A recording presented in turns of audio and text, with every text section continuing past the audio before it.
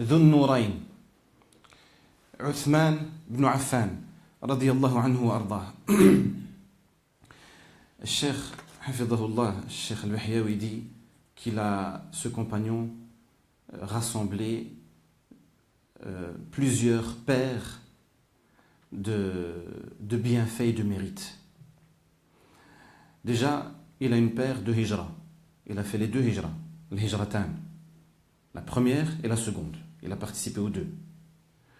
Ensuite, avec ses ascendants, père et mère, il rejoint dans les deux cas l'ascendance de Nabi sallallahu alayhi wa sallam.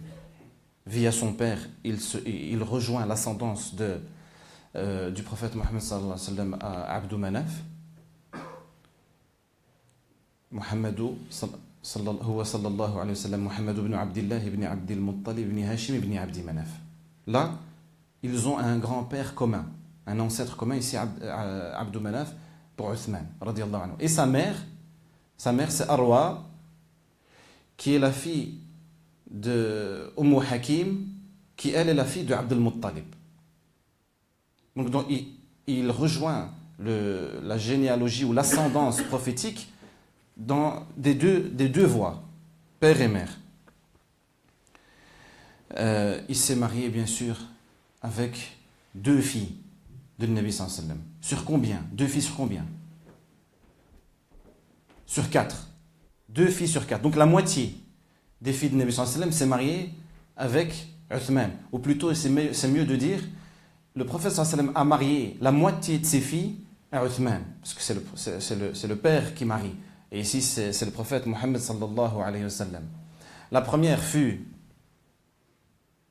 Ruqayya. Quand elle est décédée, radiyallahu anha wa ardaha, il s'est marié avec Kulthum. Et dans un texte sur lequel il y a discussion quant à son authenticité, le prophète sallallahu alayhi wa sallam aurait dit: si j'avais une troisième fille, je l'aurais mariée à Uthman. Troisième, je lui aurais donné. Il a rassemblé encore 2 mérites concernant Al-Wahi. Il a écrit le Wahi. Donc il faisait partie des scribes du prophète sallallahu alayhi wa sallam de son vivant. Il faisait partie des nombreux scribes, donc de ces nombreux compagnons qui ont écrit la révélation à l'époque de Nabi sallallahu alayhi wa sallam. Et il a étudié le Coran dans son entièreté avant de l'époque du prophète Mohammed sallallahu alayhi wa sallam. Ce n'est pas tous les compagnons qui ont pu mémoriser l'entièreté du Coran. Lui, il en fait partie. Les ulama disent qu'il a rassemblé aussi entre 3 ha, la lettre ha, la lettre en arabe ha. La première, c'est kana yuhyi al-layl. Ça, c'était une particularité très connue chez Uthman radiyallahu anhu. Ça veut dire il veillait la nuit, il accomplissait qiyam al-layl. C'était une habitude il ne manquait jamais qiyam al-layl. Et c'est de lui qu'on rapporte qu'il lui arrivait de clôturer le Coran entier dans une seule raka'a, une seule unité. Cheikh Mohammed ibn Mohammed al-Mukhtar, le faqih de Médine, l'actuel, il dit: dans ma jeunesse, c'est quelque chose que je n'arrivais pas à concevoir. Et je discutais avec un de mes camarades qui, lui, essayait de défendre la possibilité de.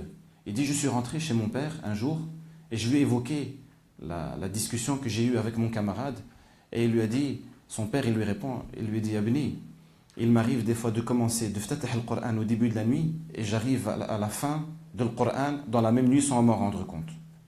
C'est son père qui lui dit en direct qu'il était obligé de se remettre en question.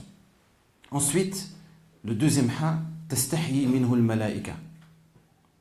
Ça veut dire que c'est de lui que le Nabi sallallahu alayhi wa sallam parlait lorsqu'il a dit: Ala astahyi min rajulin tastahyi minhu al-malaika. Comment ne pourrais-je faire pas preuve de plus de pudeur envers un homme que même les anges marquent des signes de pudeur le concernant.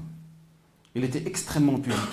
C'est pour ça que le Nabi sallallahu alayhi wa sallam l'était encore plus quand il le recevait. Lui, il était extrêmement pudique. il dit: je n'ai jamais touché mes parties intimes, je n'ai plus jamais touché mes parties intimes avec la main droite à partir du moment où ma main a touché celle du prophète sallallahu alayhi wa sallam.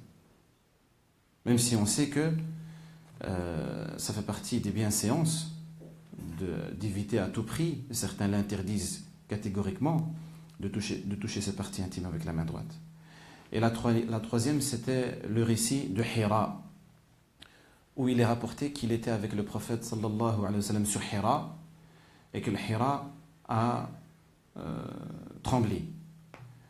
Donc il y a les deux récits. Il y a le récit de Uhud et Hira, il est dans les deux. Uthman radiyallahu anhu. Wa Uhudu kadha Hira undaraka lamma irtaqa alayhima taharraka fasami'a kalamahu fasakana lawla al-kalamu lahuma ma sakana dhalika taqdiru al-ilahi azza bi amrihi sakana wa ihtazza. Donc vous avez les deux récits. Le deuxième récit qui parle de Hira, il est rapporté entre autres par Muslim, par l'imam Muslim, rahimahullah, ainsi que l'imam Tirmidhi et autres.